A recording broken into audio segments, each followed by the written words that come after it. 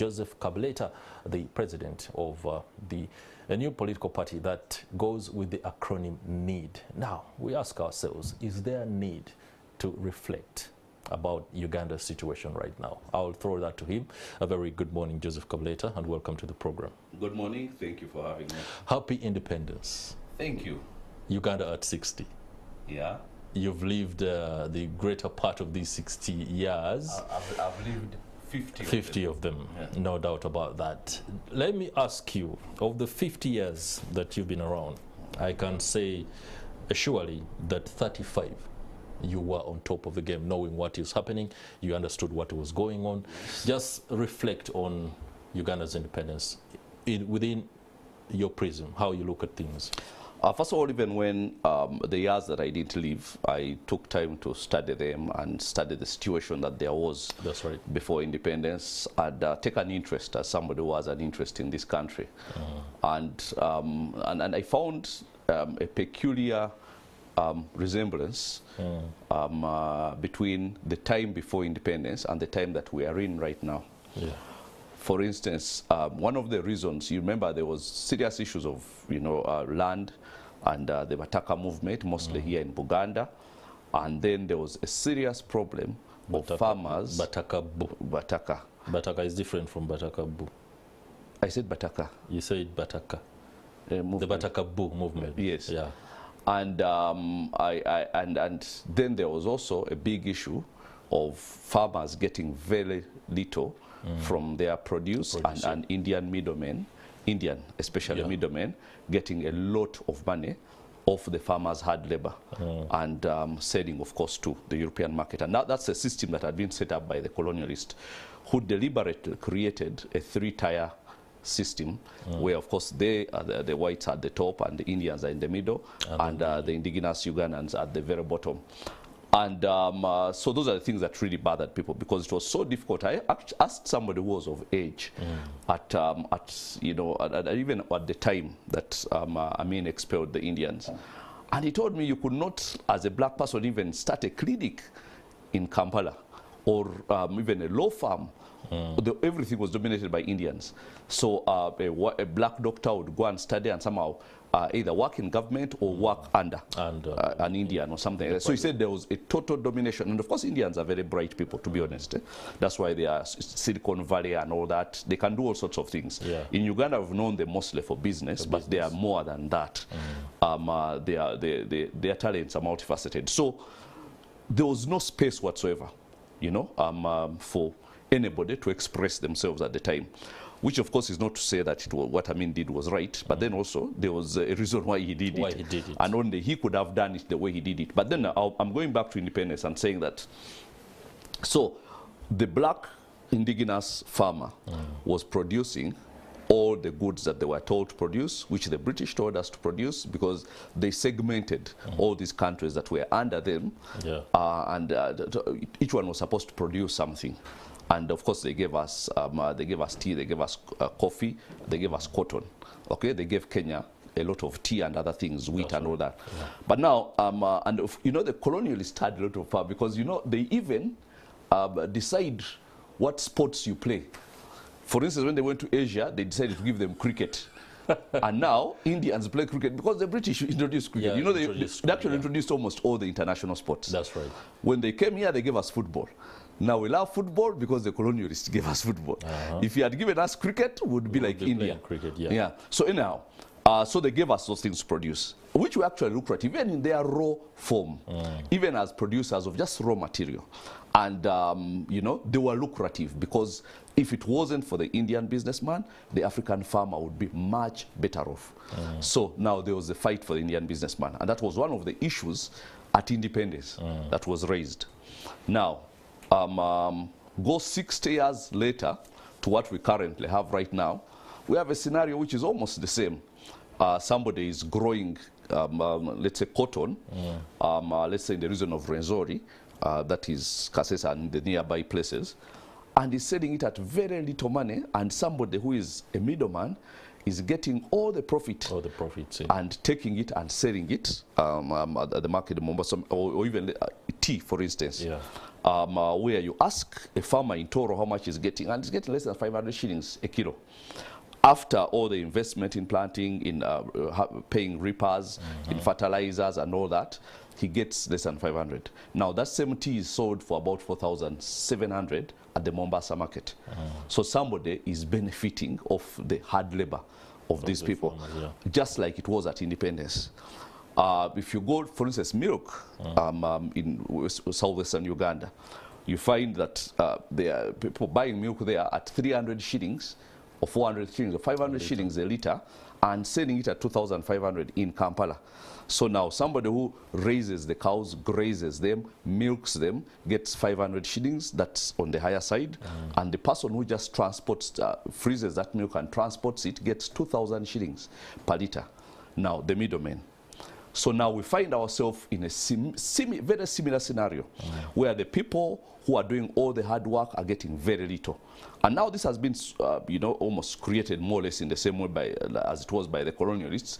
The only difference now is that the oppressors are people who look like us, not the whites.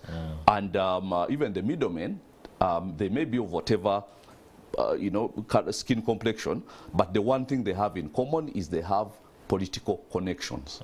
That's why they are able to do that. For instance, there was a big issue in vanilla. People had gone deep into vanilla planting, and vanilla is still up to now a very lucrative you know, crop in the world, because it's used for so many things. But then a vanilla law was passed, then people had to have licenses to do any sort of trade in vanilla. And of course people gave up, because eventually they were working for the middleman who had the licenses, which licenses were given out by connected people. Okay, actually what happens, usually one connected person gets all the licenses and starts dishing them out to people who will eventually bring the tithe of their profits to him. Let me use church. Let me use church terminology. So I give, if you're a businessman, I give you you know, a license to go and be the middleman. You go and make profits. If I am the one politically connected, you have to give me a slice. A slice of that. And then I give out to so many people, so I just sit home and get a lot of money for being politically connected. That's what's happening right now. Almost the same as it was at independence. And that's very unfortunate, because we've had 60 years to change so many things. Now, when you hear about the president talking about chauvinism, what the white man did, how we fought for independence, and so on, and where is the benefit for anybody? I mean, what's the difference between a farmer who lived in 1960 and the one who is currently here? The only difference is the one in 1960 had some hope that when we get rid of these white men, life will be better. And actually, for a lot of that time, it was better. Okay, at the peak of the cooperatives, when people were selling, you know, a lot of their produce for good money and actually getting rich of it. But now it has gone down and down and down, and the president is preaching about value addition. But before you add value, the farmer would want just to sell his produce at the original, you know, raw material value. Just give me value for what I've done. Now go and add your value if you want.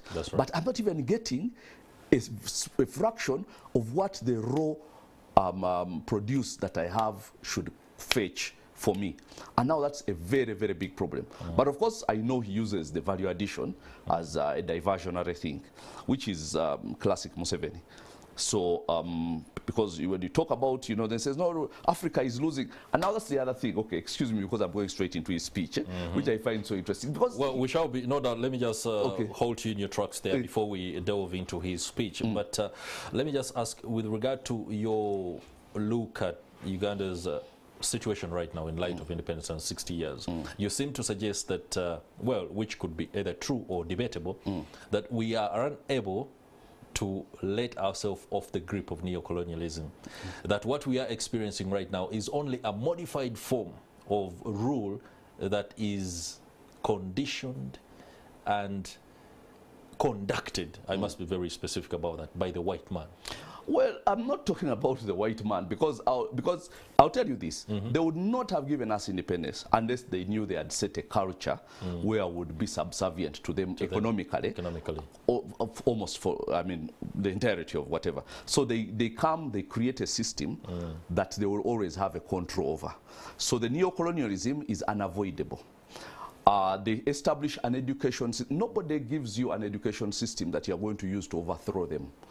They give you an education system that suits them. Yeah. So now we still have the education system that they gave us. We still all more or less study the things that they want us to study. So our educated people come out still with an inferiority complex. That's right. And you know, and there's a complex that everything that those people have is actually, I see it more among educated people than uneducated people, because the education is part of that. Okay, where and we've not modified that whatsoever, because I mean, we used to have civic education before Museveni came and removed it, but in civic education, at least we would study about Ugandan heroes. Okay. I would study about people who fought for independence, and, you know, would look at where they went wrong, what they did right. And the idea is that what you people who are studying are going to be leaders at some stage. So you should learn from people who are like you. But my point is, neo-colonialism is all across this continent. Yeah. But, and Africa is still providing raw, you know, raw materials and, you know, for the other people to make a profit. Yes. That is, but even then, within that context, other countries have done good for themselves because they had better leadership. We have not. For instance, Zimbabwe, I mean, Botswana is a country which immediately had, you know, way back, soon after independence, had a president who ruled 3 terms and established a term limit, eventually died of cancer, and then they have had exchanges exchanges of presidents since then, and so now their income per capita is almost 8 times ours because of, you know, good leadership and good policy and leadership which actually cares about the people, and especially the foundation that was set by that man. Now, are they suffering neo-colonialism? Yes. Is Kenya suffering from the same thing? Yes. They have just had a proper election, which at least is as close to free and fair as you would expect here, and they're having the same problems. So why is it that we are the ones who have never in 60 years had a single peaceful exchange of power? Not once. Okay? Why are we the only ones who have never had an election that is even anywhere close to credible in all those 60 years? So we cannot run behind neo-colonialism. The world order is set in a certain way. We are in a certain place, and those people who were former colonial masters will always be in a certain place. But even within our place, we must be able to. Yeah, we are doing very badly in comparison to countries which are in the same situation that we find ourselves. Now, when the president goes and does his typical grandstanding, you know, giving big ideas of how Africa is losing a lot of money because of selling raw materials and not adding value to their products. And somewhere along the way, I thought, can somebody go and pinch him and remind him that he's the president of Uganda, a poor country which he has made poorer, because he talks like he's the president of Africa. And I'm wondering, hey, come on, forget Africa. There is somebody who wants to hear a message of hope, perhaps who is starving in Katakwi or who needs some in Uganda. But obviously he wants to impress the president whom he invites, so he has all these powerful ideas of what Africa can do. I mean, forget Africa. You're a president of Uganda, and the people of this country have expectations of you, of course, which you are not going to meet. We know that, 36 years on. But then, do not mock us by, you know, making it as if you're the president of the continent and we do not exist as a country. I mean, you're in charge of a very poor country. So if you have good ideas, how come those ideas have not translated into the livelihoods of the people in your country first, before you talk about the continent? Talking about laying foundations, over the last 36 years, the National Resistance Movement has grappled with the need to transform from the kind of subsistence farming that is very much, well, looked down upon by the president and many of his the people who think like him, and it's debatable that we can actually get there. But when you speak about leadership, I do not know how to phrase this particular question, but leadership is a product of just about every one of us, from the family to the top. The other day, a gentleman was very unequivocal in his submission, and that is the spokesperson of the Ministry of Defense. He told me on Morning at NTV that we, Ugandans, are responsible for the kind of trouble that we are in. We give the military the kind of people that abduct them, the kind of people that commit human rights abuses, the kinds of people that mime them. And that until we are able to look into ourselves, then some of those problems that we want to address will not be solved. Do you think that we should stop looking at Museveni as the problem and look at ourselves as the catalysts for the kind of change that we want? Of course, that's what the UPDF spokesperson told you is typical escapism that is perhaps derived from his boss, the president, where you do all sorts of wrong things, and if you're a commander, if you're in a commanding position, how can you say that you know, if you're a parent and your children are going around stealing, how can anybody else be to blame apart from yourself? If you are in a, and that's what leadership is. That's what the presidency is. Now, of course, we are to blame because we trusted so much, okay? Because Museveni came 1986, we gave him almost a carte blanche for the first 10 years to do whatever it was he pleased.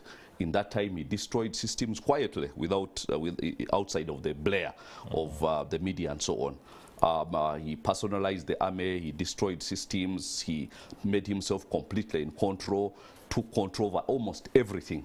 Now, when we woke up and realized that this person is a con man, he's not what he said he was, it was too late, because when you stand up now and try to fight him, he's in control everywhere. The courts, the what, everything is under his control. So now, maybe you can blame us for the time we trusted him, okay, which we did. But then thereafter, we've been, I mean, our hands are tied by him. But we will continue doing whatever it is we can.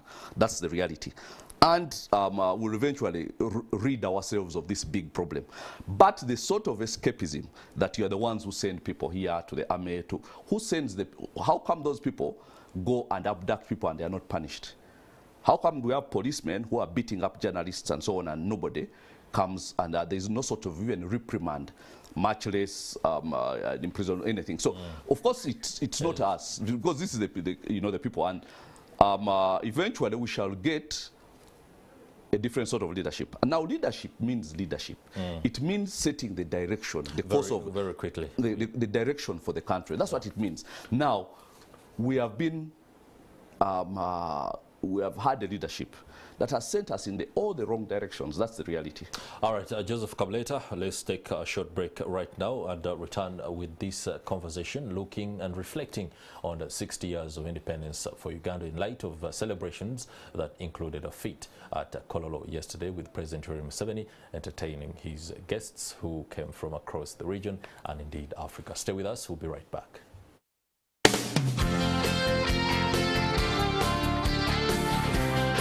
If you've been with us now, if you're just joining us, welcome on board. We're just wondering, where have you been? Well, here is Morning at NTV. The hashtag on Twitter is Morning at NTV. Be part of it. The conversation is flowing, and we are reflecting on Uganda at 60 in light of celebrations yesterday on the 9th of October, 60 years of independence for the country.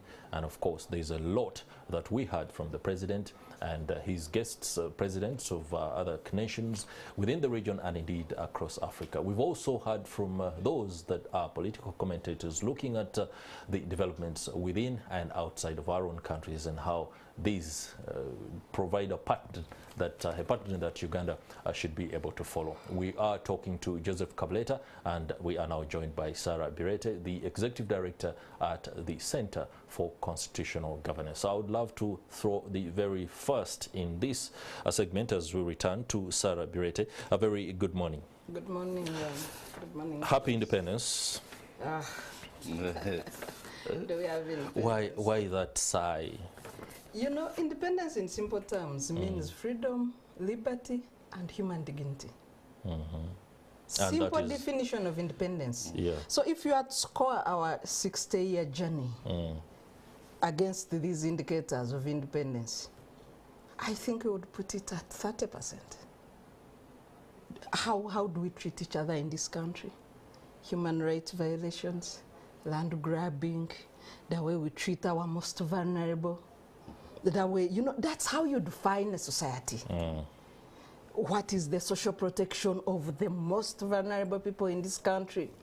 What is the human dignity? What liberties do we enjoy as citizens? I come from the civil society sector.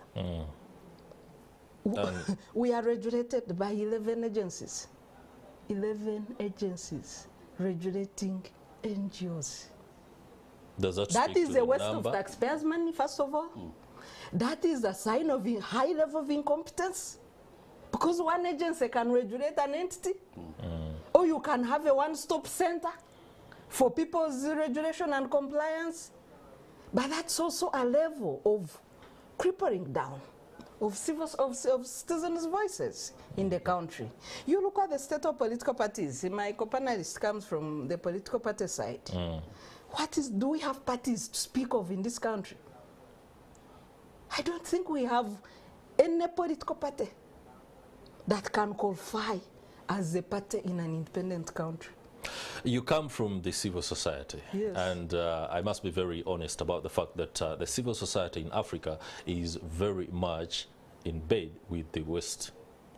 Most of them are the funders of civil society organizations. And when we reflect on aspects like independence, I do not think the civil society is independent in itself. More like you are a conduit of the West. Now, reflect on that.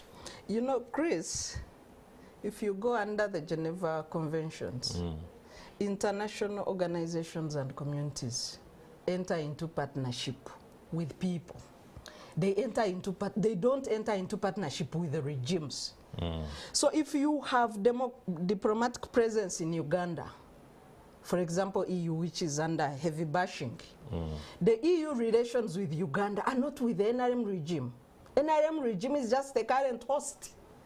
The EU relations with Uganda are relations between the citizens of European countries and the citizens of Ugandans. We have a budget which is 50% funded for the recurrent budget, and development budget is 100% donor funded. Is our government a conduit of foreigners? When these diplomat communities are here, they give 75% of their funding to government, give 25% to private sector and civil society. So if we go by ratios of funding, who is the agent of foreigners in this country? It's government. That's interesting there. That sounds more like a statistical abstract. No. Help me wade through that. No, it's actually very true because we have scenarios where, for instance, when the oil pipeline, government is trying to push for it and saying nobody is going to stop it. The only problem is, of course, there are people who are funding it who are from Europe. And then the president is saying we are a sovereign country, but you are not funding your thing. And the company that is mostly funding is actually registered in France. So the European Union has jurisdiction as long as they are the company that is funding is from their place. Now, so you have a scenario where school children are gotten. Apparently, parents eventually said not without their permission to go and demonstrate. They go to the European Union, leave our thing. They are escorted with convoys of police. Yes, and then when people who are opposed to the pipeline come and they appeal to the same European Union, then they say you're agents of foreign interests. But the government itself is going to the European Union. So who is and who isn't? It looks like they are the ones who have the right to go, because as she said, our budget is heavily funded by foreign entities, very heavily funded by foreign entities. And it's just as well that those foreign entities don't just fund the government, that they actually fund people who are attempting to pull civil society together and bring some things about. So the reality is that the ideal situation is that civil societies are funded by themselves and government is funded by itself. But that's an ideal that is not anywhere near us. But just on funding, just a little bit. You know, ideally, citizens would fund their work in civil society, in political parties. That's right. But we have 12.5 million Ugandans stuck in poverty. You have every year, given our population growth of 3% and our increase in graduates, we are supposed to create 650,000 jobs every year. as a country, and that takes us to 1780 jobs per day. Whose problem is it that we are donor dependent, both government and non-government? And do you know how many jobs we are creating pre-COVID? Out of the 650 we need to create in order to absorb the people who are coming out of institutions, we create 149,000. Now, gentleman and lady, let's move away from the lamentation. Because many times when you lament too much, you fail to understand how to move forward. This nation requires to move forward. And each one of us, from me, a broadcaster on NTV, to you, a leader of a political party, to Sada Bidete, a player within the civil society, there is something you can do or trigger within that space to begin to condition the kind of trajectory that we need to take. Where should we begin, Sarah? You know, and majority of African countries are in this caught in this cobweb, save for the gross human rights violations where Uganda exceeds. But in terms of failure to develop and domesticate the economy, many of the African countries are really culprits in that field. President Ruto had the key points on what leaders need to do. That's right. Except he's again said, let's create policies, as if policies do not exist. The East African community has 4 pillars. The customs union, common markets, a protocol, the monetary union, and then the political federation, which is the last. I know that Uganda is interested in the last pillar without fast-tracking the first, because the federation, the integration is phased in phases. So the East African communities have failed to implement the common markets protocol fully. And it's not that policies do not exist. Business community that the leaders were calling out, they have been moving. Actually, they are ahead of governments. So what me I would call on governments is domesticate the economy. Develop the economies. But to do that, you must be disciplined, fiscal discipline. You must end corruption and impunity in economic issues. You have seen recently the president, in the run-up to celebrations, writing cheats for his relatives to be helped. This one got their own, he can't pay. I mean, all Ugandans are stuck in that situation. So when you start handpicking without procedures of how people can access help in case money exists, but also the same government has been failing to pay salaries on time.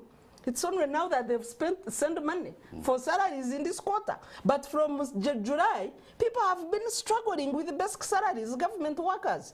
So these are governments that must first develop fiscal discipline, must cut down their cost, because they brought an administrative expenditure in Uganda today cannot enable Uganda to develop economically. How do we empower ourselves as a people economically? First of all, what she said, the integration, the common market, that's something that's of interest to me, because all the other countries practice protectionism. That's right. Uganda is the only one which opens itself up. Entirely. Entirely. Now, the president even praised that. It would be admirable if other people were doing the same, but they are not.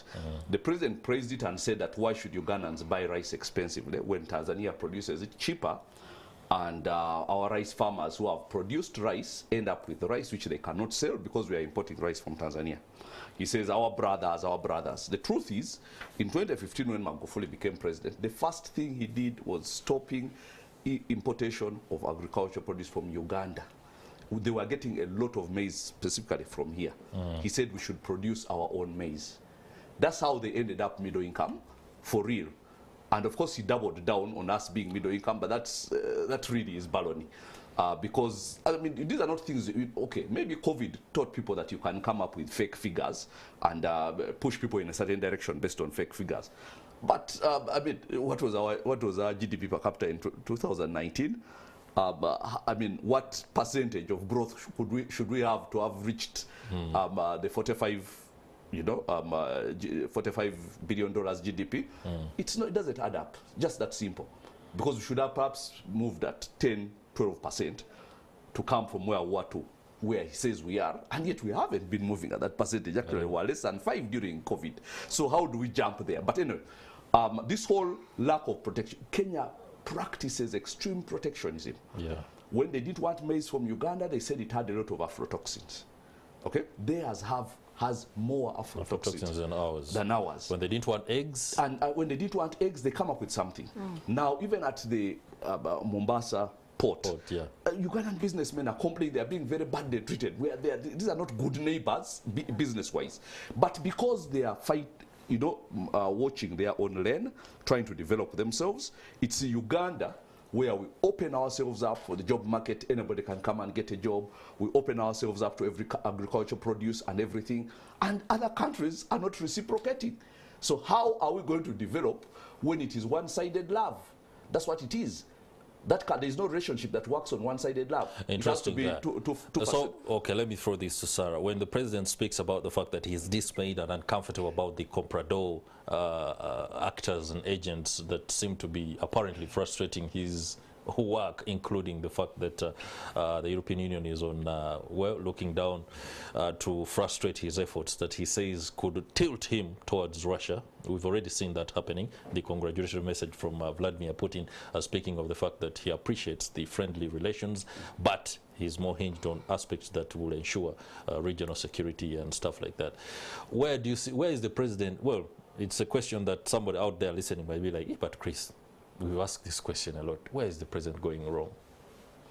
I know the president in the Is he held hostage? No. The president in the speech heavily bashed people he called collaborators or foreign agents. That's right. But in the same speech, he confirmed that he's a foreign agent in the Pineti coffee deal, and he said, "You Daily Monitor, come for me. I am here. I am the one." So the contradictions are on in the same speech are really glaring. Two, the conduct of President Museveni and prioritizing foreign investors against government investors also confirms him as a chief foreign agent in this country. That is his policy. The way he romanticizes foreign investors, the way he defranchises local investors, especially those who are not closely known to him, that has been his conduct in the last 36 years. It more looks like a deliberate move, an economic design. But under his regime, we have closed 9 local banks. When Parliament inquired into that, there were no sufficient reasons to warrant the closure of local banks. It was like a political motivation. Okay, so the economics of the economic landscape doesn't look really cozy to look forward to. What should we look at? Education, transforming our education system so that we can begin to learn from a very early stage what we ought to do in the future. The reality is that actually is a longer term thing and a lot more difficult to achieve, by the way, because there's a lot What is easier? What is more practical? What's more practical is getting rid of this switching. If I was to be entirely honest, that's it. That's the solution that is going to help put into place all other solutions. But I'll tell you this: that the whole, when you see where we stand as a country, the level of poverty, the level of destitution, basic lack of infrastructure to produce, to push across anything. For instance, the other day, the parish development model was launched amidst a blaze of publicity. Yeah. Like, how many parishes have received their 17 million? Now it's almost time for the 100 million for the second year. Some haven't received the 17 million. And even in districts where they actually gave enough money for every parish to receive 17 million. It went missing. There are parishes which are saying they got 2.5 million. All right, Joseph. All right, Joseph. So now just mention. Yeah, and very yet quickly. we have, when he comes to speak, and this is how Museveni obfuscating and trying to go around the real issues. He comes and starts talking about, Africa has never taken anybody to the moon and so on. And he said, don't forget the moon. We want parish development. All right, thank you very much. But let's take a break. When we return, we shall be looking at what should be our new frontier as a country in terms of economic development. The people who chose the moon as their frontier did that more than 60 years. Was making a point about the PDM, the Parish Development Model, as one of the plethora or litany of interventions that are being made to ensure that Uganda becomes transformed into the kind of country that we need, especially in light of the fact that we've been independent for 60 years. I would like to engage him a little bit further on exactly what he wanted to make in terms of this particular point. No, you missed totally, that introduction totally misrepresented what I was saying. Okay. What I was saying is that correct me. A government that cannot put into place anything. They've lost the infrastructure to put anything in place. It's total chaos, anarchy. So that even the PDM, which was apparently some kind of project, pet project of the president, the money hasn't got into the districts. People up country have received some in Kampala, have not received some parishes in Kampala have not received. And so what I'm saying, it has a time frame to it. The dysfunctionality of this government means that regardless of what interventions you might put, and by the way, do not ever believe that there is any intervention that Museveni can put that is intended to take people out of poverty. Poverty is his personal scheme. Okay, the things that were making people rich, he took them all away. Now we find ourselves in a place where when we get rid of him, we are going to have to reverse and almost go back to 1986 before we can start now going forward. We'll have to take so many steps backwards to the time when cooperative societies were functional, when systems functioned, when hospitals were functional, where schools were places where people go because they are bright. The thing is that I know when I went to school, I know so many students who went from S1 to S4 without paying school fees because they were bright. And every time the headmaster would call them and say, tell your parent to bring school fees, we are going to chase you, but they never chased them because they were bright and because the schools were being heavily funded by government. So they could afford not to get rid of brilliant students just because they were poor. Now, try that today. Even if you are going to be the next, rocket scientist or whatever it is, there is no school you are going to go to in Uganda. Now, I know that there were people, now that time, there were things that worked. Ask anybody who went to university in those years, how it was. How you go to university, that's the end of, any financial burden for your parent. Everything is there, and just ask, and that was despite the fact that there was somebody who was fighting a legitimately elected government. Okay? Today we would call him a terrorist because the word guerrilla does not exist today. Anybody who uses force and disruption to push a political point is called a terrorist. So in spite of the fact that there were terrorists fighting that government, still there were things which were functional. Now I was of age at that time and I could see there were certain things which were functional. I was staying in Masindi, going to school in Namiriango. I couldn't pass through Luwero to come to Kampala. So I had to go through Lira and Soroti and Mbale, all the way go around. It took me 2 days to come come from Masindi to arrive in Namiriango. 2 days. But when I got to there were things which worked. Now, right now, there is no, I can go straight through it, but everything is dysfunctional. Talking about dysfunctional things, he seems to suggest, and rightly so, that perhaps the software is completely broken down, so much so that you don't even want to think about the hardware. But in the break, you spoke about leadership. Right now, I want to be very candid. We have a political leader on the show today morning. That is, of course, president of the National Economic Empowerment Dialogue Party.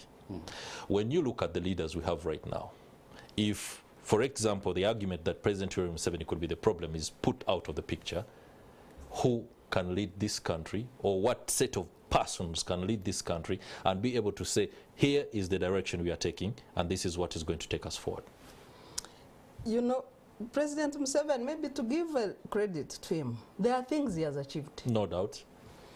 His biggest undoing was manipulating the constitution for selfish needs, failing the transition mechanism in this country, transition of power at presidential level, which has never happened for 60 years of independence. We should never forget that point, that we have never peacefully transitioned from one leader to another. That is not to say peaceful transition is the... That is an indictment to heaven. On all of us as Ugandans, and it is a failure of leadership in this country. Okay. So the first thing we must fix going forward is leadership. We must fix the leadership question. We must make sure that Article 1 is not theoretical. Power belongs to the people. Today, power doesn't belong to the people. It is a fallacy. Power belongs to the military. The gun can cow anybody down.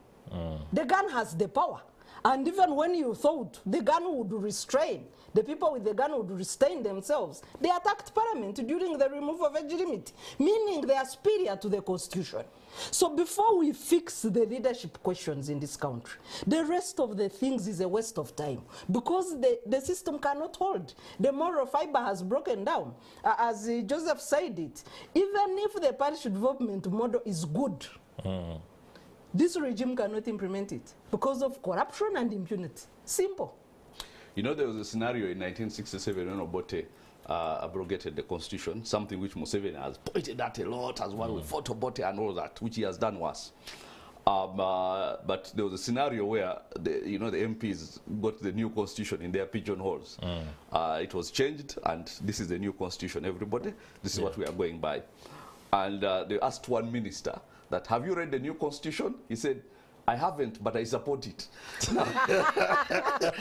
Now that became a symbol of the sort of chronism that there was at that time, that anything Obote does at the day was right. At the time, he was comfortable to sleep and simply raise the hand. But I support it. Now, right now, we have people who are scared. And now here's the thing. Here's the problem. Even when we come and we are saying we want a transition away to good leadership, the citizen, there's a big segment of the citizens who are scared because they kind of know where they stand in this system.